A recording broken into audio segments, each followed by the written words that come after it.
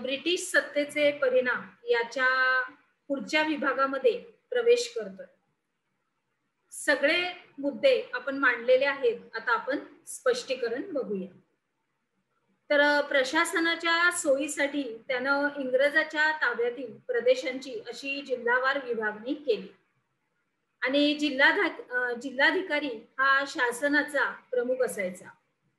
तर मग महसूल गोळा करणं, न्याय देणं, शांतता आणि सुव्यवस्था राखणं ही त्याची जबाबदारी असायची. काय काय?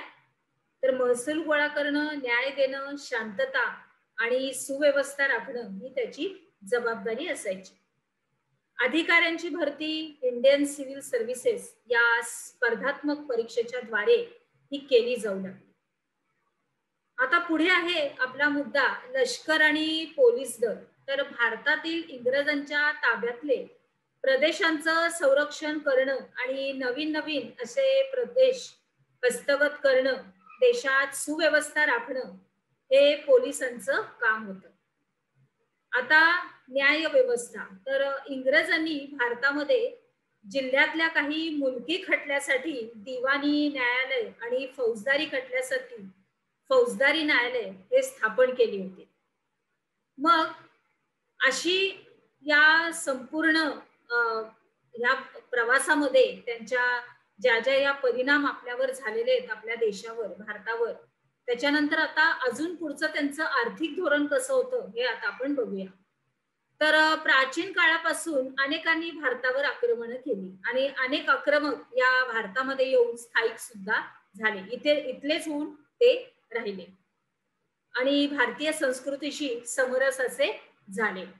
मग त्यांनी जरी इथे राज्य केलं तरी भारताच्या अर्थव्यवस्थेत त्यांनी कोणते बदल केले नव्हते. पण इंग्रजांचं तसं नव्हतं. तर इंग्लंड हे एक आधुनिक राष्ट्र होतं आणि औद्योगिक क्रांतीमुळं तेथे भांडवलशाही अर्थव्यवस्था ही रूढ झाली होती आणि मग या व्यवस्थेला पोषक अशी अर्थव्यवस्था त्यांनी भारतामध्ये रुजवली. तर काय केलं की त्यामुळं इंग्लंडचाच आर्थिक लाभ झाला, परंतु भारतीयांचं मात्र आर्थिक शोषण व्हायला लागलं. तर त्यांनी काय केलं तर जमीन महसूल असं विषयक धोरणं केली.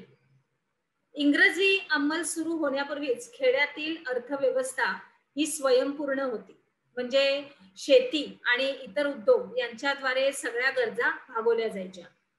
तसंच जमीन महसूल हे राज्याच्या उत्पन्नाचं हे प्रमुख साधन पण होतं.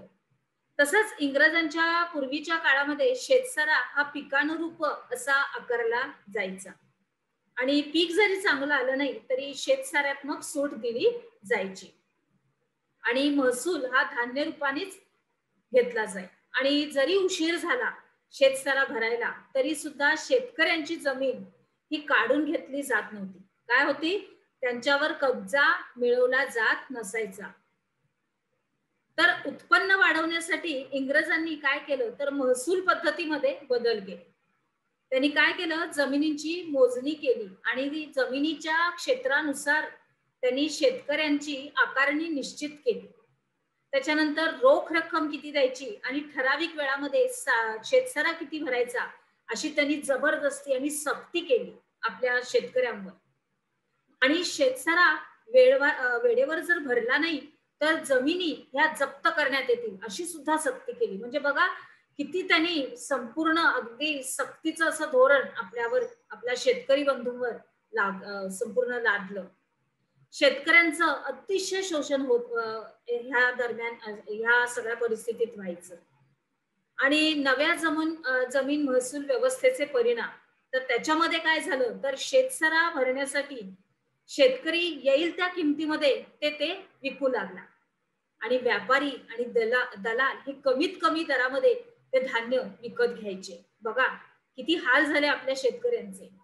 आणि मग या प्रसंगी काय व्हायचं तर शेतकऱ्यांना जमिनी गहाण ठेवायला लागायच्या आणि सावकाराकडून कर्ज घ्यावं लागायचं. म्हणजे आपले शेतकरी अशा रीतीने बिचारे कर्जबाजारी झाले. त्याच्यानंतर मग सरकार, जमीनदार, सावकार आणि व्यापारी हे सगळे जण आपल्या शेतकऱ्यांचं शोषण करायला लागले. आता आपल्या पुढील विभागात अजून काय झाले ते आपण बघूया. त्याच्या अगोदर आपली थोडीशी प्रश्नोत्तर आहे. संक्षिप्त रूपामध्ये तुम्हाला टिपा लिहायच्या आहेत की लष्कर आणि पोलीस दल, न्याय व्यवस्था, इंग्रजांची आर्थिक धोरणं, जमीन महसूल विषयक धोरणं आणि शेतकरी कसे कर्जबाजारी झाले. चला तर मग आपण आपल्या पुढील विभागात प्रवेश करूया.